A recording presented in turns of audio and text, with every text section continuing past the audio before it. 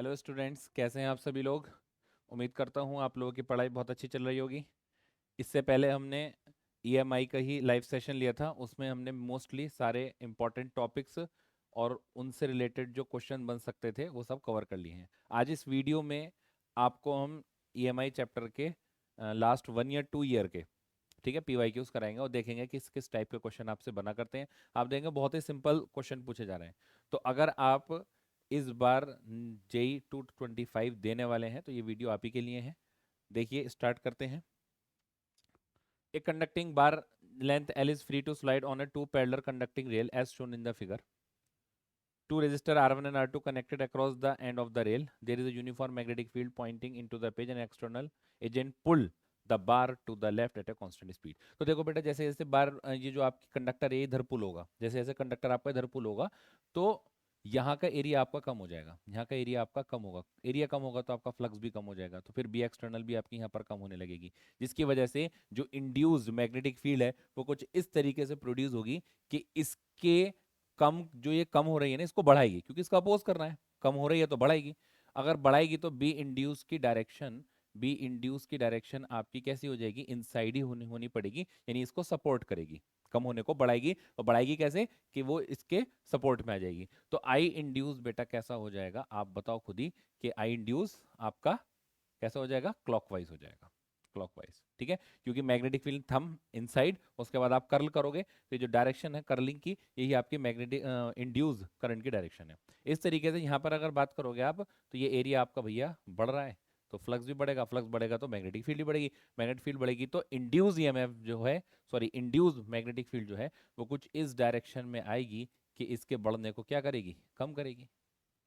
और करने को कम करेगी तो भाई आई इंड्यूस कितना हो जाएगा आपका, एंटी क्लॉकवाइज। ये आपके आंसर हो जाएंगे। तो देखो भाई, पहला है both I1 and I2 are clockwise, नहीं बोथ I1 I2 क्लॉकवाइज नहीं होंगे। I1 इज क्लॉकवाइज, हाँ I1 तो आपका ये I1 ही है ना, हाँ क्लॉकवाइज सही है। I2 इज एंटी क्लॉकवाइज, यही आंसर लग रहा है। I1 इज एंटी क्लॉकवाइज नहीं होगा, both are clock anti clockwise ये भी नहीं होगा। Answer B is correct. तो आप देख रहे हो कितना सिंपल क्वेश्चन आपसे यहाँ पूछा गया है, बिल्कुल बेसिक कॉन्सेप्ट पर। हम्म उसके बाद ये क्वेश्चन है, लग रहा है भाई बहुत डरावना है। कुछ नहीं है भाई, कुछ नहीं है। देखो आप, एक स्क्वायर लूप जिस जो 20 सेंटीमीटर का है, ठीक, रेजिस्टेंस आपका 1 ohm is move towards the right with constant speed v naught. The right arm of the loop is in the uniform magnetic field of 5 tesla. The field is perpendicular to the plane of the loop and is going into it. The loop is connected to a network of resistor each, ठीक है, 4 ओम का है each value सबकी 4 ohm है। What should be the value of V naught so that the steady current 2 milli ampere flow in the loop. बहुत आसान है। आप मुझे अब इसको भूल जाओ, आप इस वाले पार्ट को भूल जाओगे, यहाँ पर कुछ है, आप समझो बस यही है, जो भी कुछ है आपका यही है, ठीक है, इसको भूल जाओ आप। ठीक, तो ये तो आपने कर लिया है ना कि अगर आप एक कंडक्टर को, ये स्क्वायर हो, मैंने तो कई शेप के लिए आपको बता दिया है, ठीक है, पहली वीडियो में इसकी ईएमआई की फर्स्ट पार्ट में जाके देखना आप, उसमें बता रखा है कि मैंने एक रेक्टेंगल भी इंसर्ट कराया है, स्क्वायर भी इंसर्ट कराया है, फिर मैंने सर्किल भी इंसर्ट कराया, फिर हाफ सर्कल को रोटेट भी कराया। तो सारे मैंने पॉसिबल केस ले लिए थे, ठीक है, और ट्राइंगल भी इंसर्ट कराया।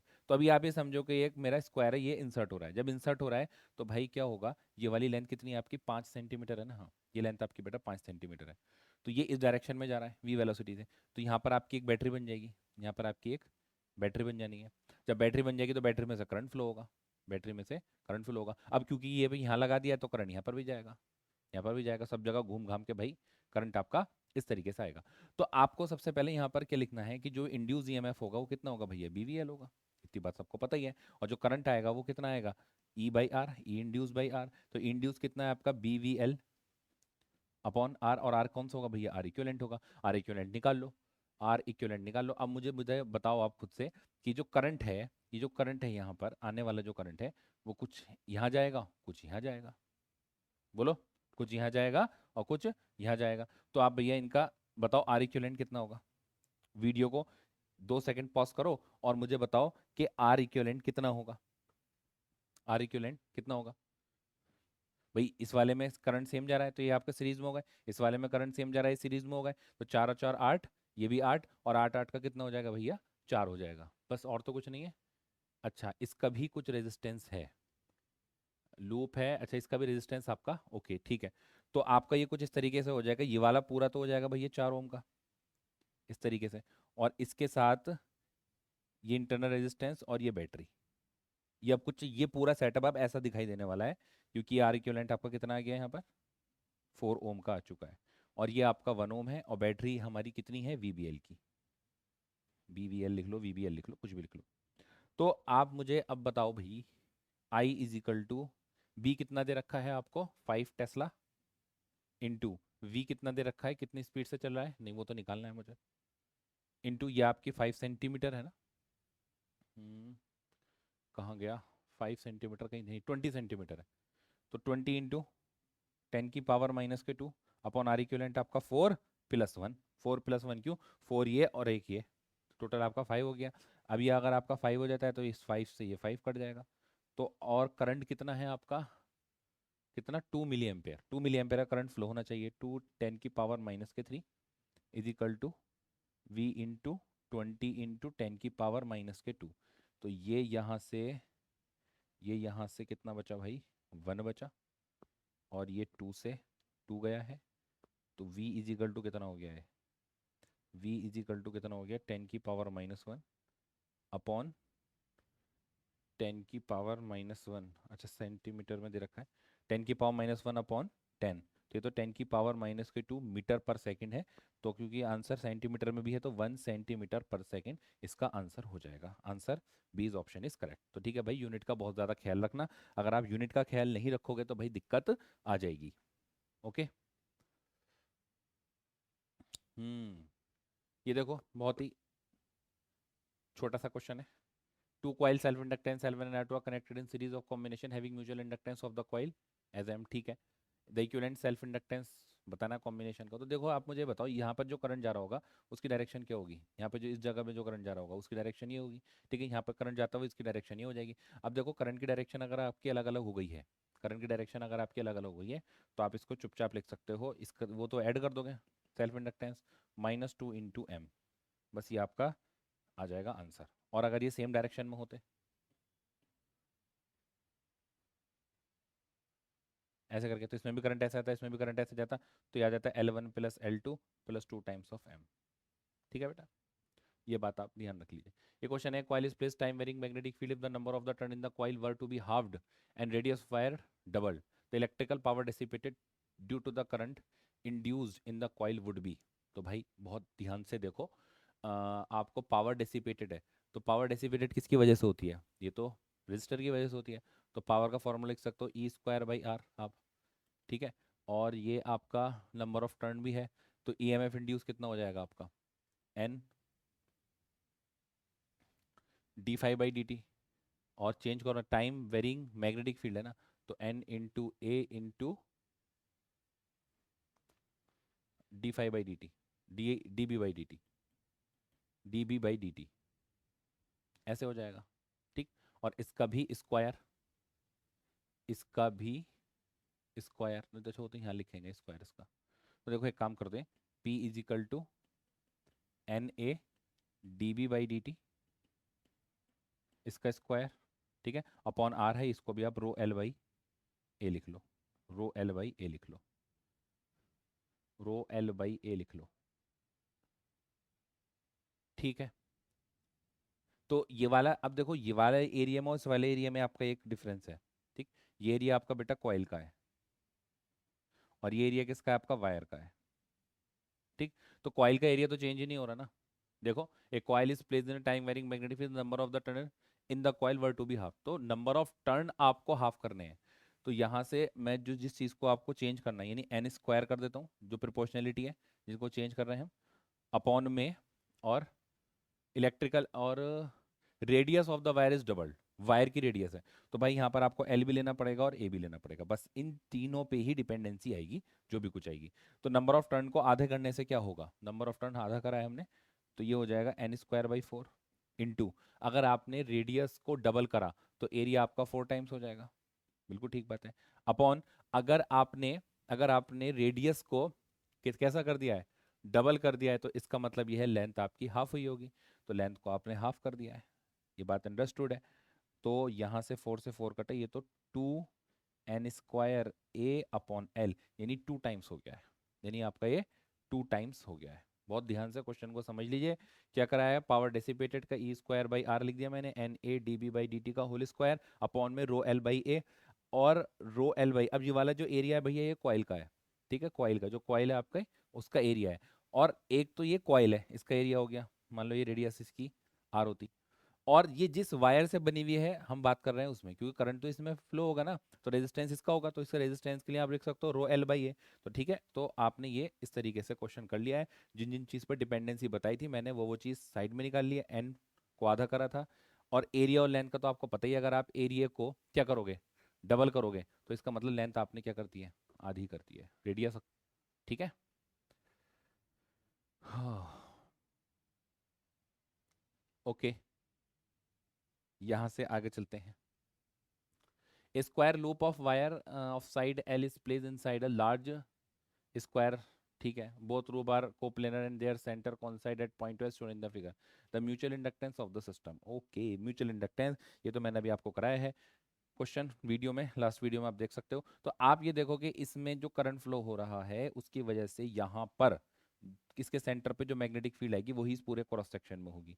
तो पहले फ्लक्स निकाल लो, फ्लक्स इस को लूप को 2 बोल दो, इस लूप को आप 1 बोल दो, flux in 2 due to 1 is equal to magnetic field होगी ड्यू टू 1 की वजह से इनटू नंबर ऑफ टर्न, तो 2 के ही होने हैं, और एरिया भी 2 का होना है।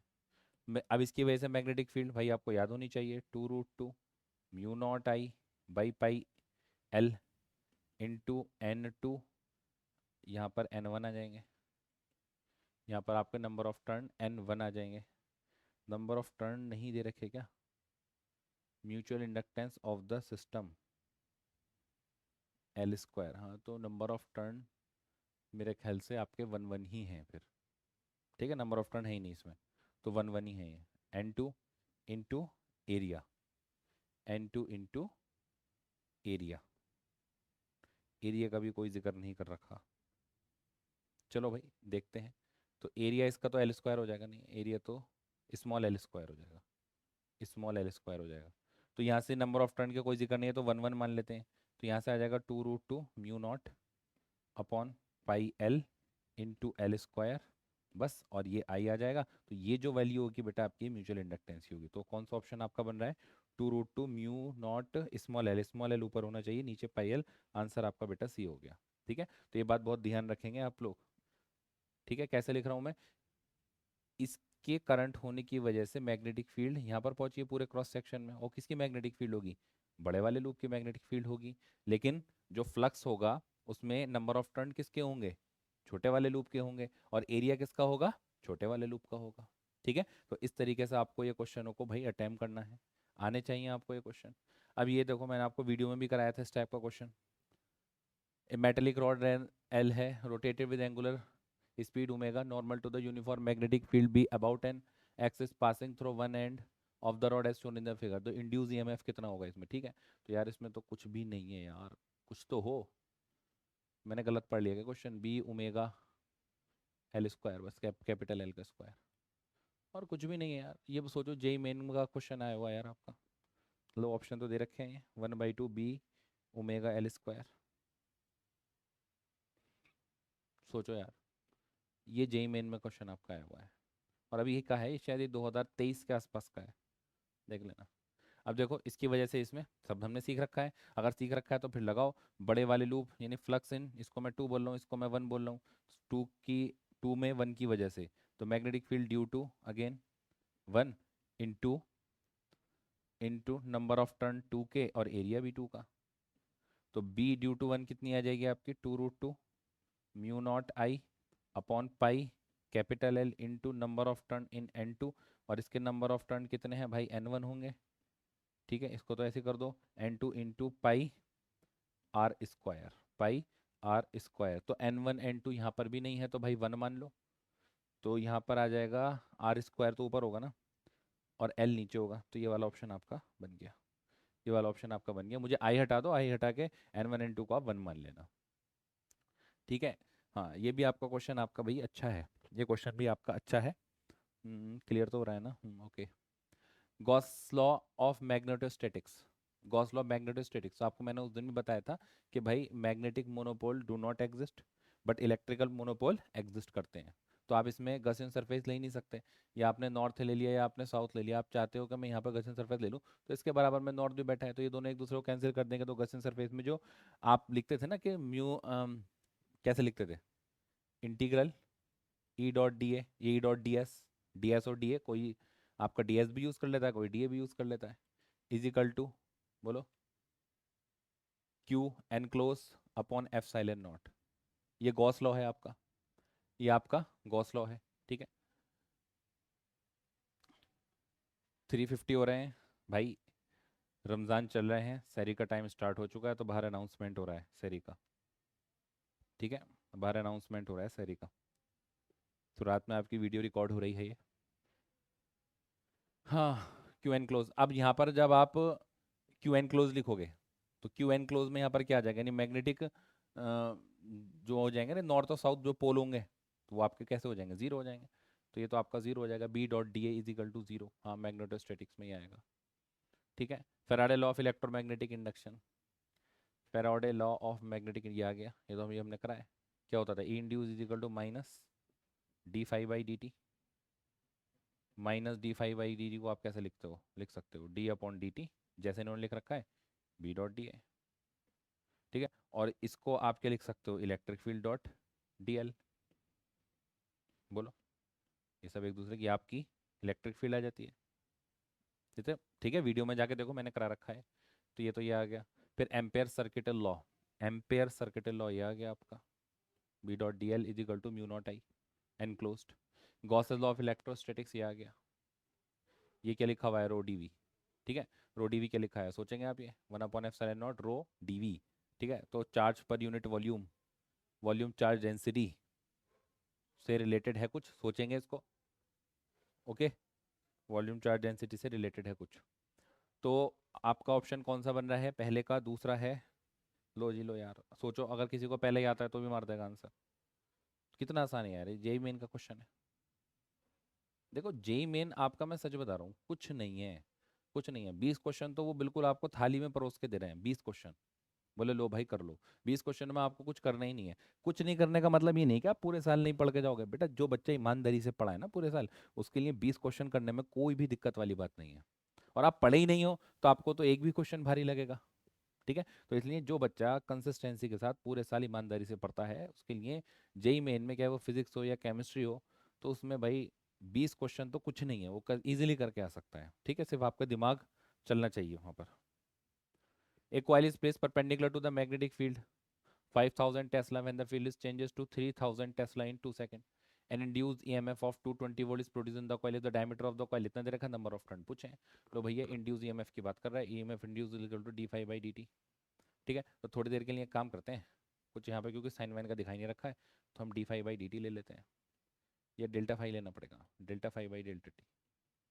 तो यहाँ पर जो भी चेंज होगा, बी मैग्नेटिक फील्ड ही चेंज हो रही है, एरिया तो चेंज नहीं हो रहा, तो A into number of turn पूछे हैं, तो N into delta B upon delta T.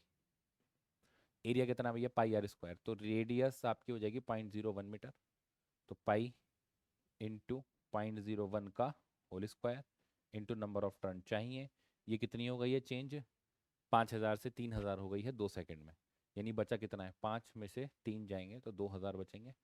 और ये कितने सेकंड में हो गई है चेंज, 2 सेकंड में, इस 2 से 2 काट दो, पाई अपनी जगह रखो, ये हो जाएगा 1 × 10⁻⁻⁴, ठीक है, ये 10⁻⁻³ है, ये n है, और ये आपका कितना दे रखा है बेटा, 22 दे रखा है, n की वैल्यू निकालनी है, यहाँ से ये कट जाएगा, ठीक, यहाँ से ये कट जाएगा, और ये जब इधर जाएगा तो 2 2 0 हो जाएगा, और ये पाई इंटू एन हो जाएगा, मेरे ख्याल से आ चुका है answer, n is equal to 2 2 0 upon pi, और पाई को मैं लिख सकता हूँ 22/7, 22 से 22 कटो, ऊपर आके 70 आ गया, ऊपर आके 70 आ गया, ठीक है। तो ये तो मुझे इतने स्टेप आपको इसलिए ओपन लिखने पड़ रहे हैं कि भाई आपको प्रॉब्लम ना हो, वरना ये क्वेश्चन आपका बेटा इतनी देर का है नहीं, ठीक है, एक एक चीज़ हमें करके लिखनी पड़ रही है, वरना एक दो स्टेप में आंसर आ जाता है। अब देखो ये कुछ आपके ये कुछ आपके बेटा स्टेटमेंट हैं, आपको इनको ट्रू फॉल्स बताना है। तो एक दो मैं बताता हूँ कि किस तरीके से बताना है, और एक दो आपके लिए मैं होमवर्क छोड़ के जाता हूँ, और आप मुझे कमेंट्स में उसका आंसर ज़रूर देंगे, बहुत इंपॉर्टेंट है आपके लिए। क्वेश्चन पहला स्टेटमेंट है, if current I is increase with respect to time, no EMF induced in coil. तो देखो अभी तक हमने क्या पढ़ा था कि जब भी किसी कंडक्टर में आप करंट को चेंज करोगे तो उसके चेंज होने से मैग्नेटिक फील्ड चेंज होगी, और मैग्नेटिक फील्ड के चेंज होने से उसके अंदर ईएमएफ इंड्यूस्ड होगा। लेकिन अभी आप ये बोल रहे हैं कि if the current increase with respect to time, no EMF induce in the loop. Increase भी हो रहा है, मैग्नेटिक फील्ड चेंज भी हो रही है, लेकिन वो इंड्यूस्ड नहीं हो रहा है। क्यों नहीं हो रहा है? Because no flux associated with it, क्योंकि उससे कोई फ्लक्स एसोसिएट नहीं हो रहा है। As a plane of circular coil, circular field line of straight wire is parallel to the plane of the loop. देखो ये आपकी एक कॉइल है, सर्कुलर कॉइल, ठीक। मैंने इसके सेंटर से यानी एक्सिस से एक वायर पास करा है जिसमें करंट आई जा रहा है, आई जा रहा है। मैंने कहा भाई अब मैं इसमें करंट को चेंज कर रहा हूँ, इसमें मैं इस वायर में करंट को चेंज कर रहा हूँ, जिसकी वजह से इसके अंदर से जो मैग्नेटिक फील्ड निकलेगी वो भी चेंज होगी, और मैग्नेटिक फील्ड चेंज होगी तो भाई साहब फ्लक्स चेंज होगा, फ्लक्स चेंज होगा तो फिर आपका ईएमएफ इंड्यूस्ड हो जाएगा। बट इंपॉर्टेंट बात यह है कि आप मुझे बताइए इसकी वजह से मैग्नेटिक फील्ड किधर जाएंगी? तो इसकी वजह से मैग्नेटिक फील्ड भैया ऐसे आएंगी, ये मैग्नेटिक फील्ड आएंगे, यानी मैग्नेटिक फील्ड की वजह से जो फ्लक्स आना चाहिए था वो आएगा नहीं, क्योंकि फ्लक्स की डेफिनेशन क्या है? मैग्नेटिक फील्ड पास थ्रू आ मतलब क्या, क्या बोल रहा था यार, मैं भूल गया खुद ही, क्या बता रहा था मैं आपको? हाँ, फ्लक्स की डेफिनेशन बता रहा था। फ्लक्स की डेफिनेशन क्या है कि मैग्नेटिक फील्ड परपेंडिकुलरली किसी एरिया से, गिवन एरिया से परपेंडिकुलरली किस तरीके से, मतलब कितनी पास हो रही है, सॉरी, ठीक है, कितनी पास हो रही है, कितनी ज़्यादा पास हो रही है। असल में मैं यार सोया नहीं हूँ, तो माइंड थोड़ा सा डिस्टर्ब हो रहा है इधर उधर।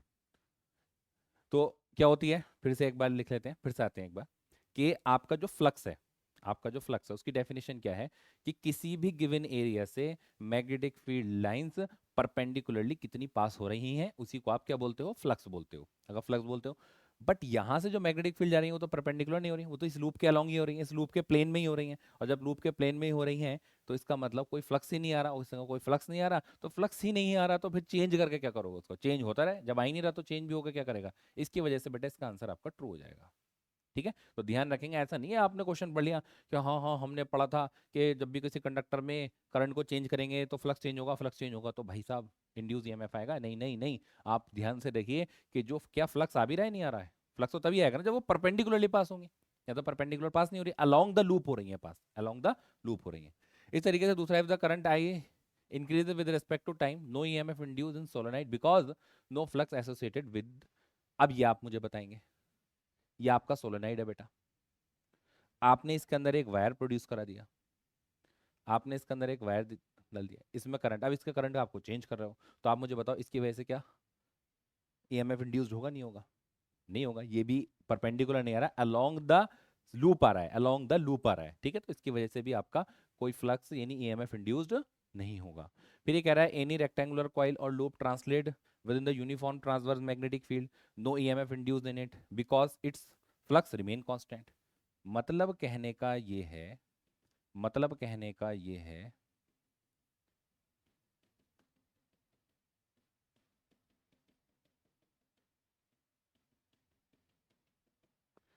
मतलब कहने का भाई साहब ये है कि मैं यहाँ पर अगर एक कोई भी पूरा जो भी रेक्टेंगल है या फिर कोई सर्कुलर रूप है, कुछ भी अगर मैं पूरा इंसर्ट कर देता हूँ और उसके बाद वो तेज चले हल्के चले, तो क्या इसके अंदर से फ्लक्स चेंज होगा? नहीं हो रहा फ्लक्स चेंज, जितनी मैग्नेटिक फील्ड पहले थी उतनी मैग्नेटिक फील्ड अब है, ठीक है। तो इसकी वजह से इसमें से भी कोई भी ईएमएफ इंड्यूस नहीं होगा। ये तो मैंने आपको वीडियो में जो इससे पहले वाले लेक्चर लिए हैं, सबसे पहला वाला जो लेक्चर उसमें अच्छे से क्लियर किया है। अब ये दो क्वेश्चन आपके हैं, ये दो मैं आपको होमवर्क देने वाला हूँ। एनी कॉइल और लूप, एनी कॉइल और loop rotated about its geometrical axis, geometrical in uniform magnetic field, no EMF induce in it because its flux remain constant. सोचेंगे भाई, सोचेंगे, क्या कह रहा है? एनी कॉइल और loop rotate about its geometric axis, ठीक है। तो ये आप क्वेश्चन सोचेंगे और मुझे इसका आंसर कमेंट में जरूर लिखेंगे, इंपॉर्टेंट है। नहीं आया समझ में तो कह देना कि भैया नहीं आया, तो मैं फिर समझा दूंगा।